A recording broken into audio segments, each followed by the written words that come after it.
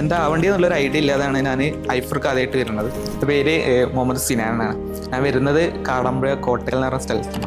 മുമ്പ് CM സെന്ററിൽ പഠിച്ച ഒരു ഡോക്ടറുണ്ട്, ഡോക്ടർ അബൂബക്കർ ടി എന്ന് പറയും. ഇപ്പോൾ SSF കേരള സ്റ്റേറ്റിന്റെ ജനറൽ സെക്രട്ടറി. മൂപ്പരാണ് ആദ്യമായിട്ട് എനിക്ക് ഐഫറിനെ ഇൻട്രൊഡ്യൂസ് ചെയ്ത് തരുന്നത്. എന്നോട് പറഞ്ഞു 10ാം ക്ലാസ്സിൽ അത്യാവശ്യം നല്ല മാർക്ക് കിട്ടിയിട്ടുണ്ട്, ഇനി ഇവിടെ ഇന്റർവ്യൂവിനൊന്ന് പോയി നോക്കുമെന്ന് പറഞ്ഞു. അപ്പോൾ ഞാൻ അങ്ങനെയാണ് മടവൂർക്ക് ആദ്യമായിട്ട് വരുന്നത്. അപ്പോൾ ഞാൻ മടവൂർ ഇപ്പോൾ ഓർമ്മയുണ്ട് CM സെന്ററിൽ ആദ്യമായിട്ട് ഇന്റർവ്യൂവിന് വരുന്നതും.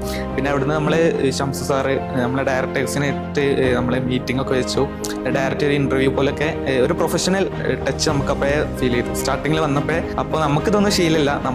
ഞാൻ പറഞ്ഞല്ലോ നമ്മൾ ഗ്രാമത്തിൽ നിന്നാണ് വരുന്നത്. അപ്പോൾ നമ്മൾ ഇതുവരെ പഠിച്ചത് മലയാളം മീഡിയമാണ്. അവർ ഇംഗ്ലീഷിലൊക്കെ എന്തൊക്കെ ചോദിച്ചു, പക്ഷേ നമ്മൾ കുറച്ചൊക്കെ മാനേജ് ചെയ്തു. പിന്നെ ആദ്യം നമ്മുടെ അവിടെ നിന്ന് വന്നപ്പോൾ ചോദിച്ചത് നമ്മളെ അംബീഷൻ എന്താണ്, നമുക്ക് എന്താണ് ആവാൻ ആഗ്രഹം എന്ന് ചോദിച്ചു. അപ്പോൾ ഞാൻ പറഞ്ഞു എനിക്ക് ആവാൻ ആഗ്രഹം എന്താണെന്ന് എനിക്കെന്നെ അറിയില്ല, അതെന്തുകൊണ്ടാണ് എനിക്ക് അറിയാത്തതെന്ന് ചോദിച്ചു. അപ്പോൾ ഞാൻ പറഞ്ഞു എനിക്ക് ഇതിനെ കുറിച്ച് വലിയ ഐഡിയ ഇല്ല, ഈ കരിയർ ഗൈഡൻസിനെ കുറിച്ച് എനിക്ക് ഇതുവരെ ഒരു ക്ലാസ്സും അങ്ങനെ ഒന്നും കിട്ടിയിട്ടില്ല. അപ്പോൾ എന്താ ആവേണ്ടി എന്നുള്ളൊരു ഐഡിയ ഇല്ലാതാണ് ഞാൻ ഐഫർക്ക് ആദ്യമായിട്ട് വരുന്നത്. പിന്നെ അന്ന് തന്നെ അവർ പറഞ്ഞു നിങ്ങൾ സെലക്ട് ചെയ്താൽ നമ്മൾ വിളിക്കാന്ന് പറഞ്ഞു. പിന്നെ ഒരു മാസമൊക്കെ കഴിഞ്ഞപ്പോൾ ഇൻഷാല്ലാ നമ്മളെ വിളിച്ചു. എന്നിട്ട് നമ്മളെ വീട്ടിലൊക്കെ വന്ന് ഒരു മീറ്റ് ചെയ്തു. പിന്നെ അടുത്ത +1 നമ്മൾ ഐഫർക്ക് ജോയിൻ ചെയ്യണം.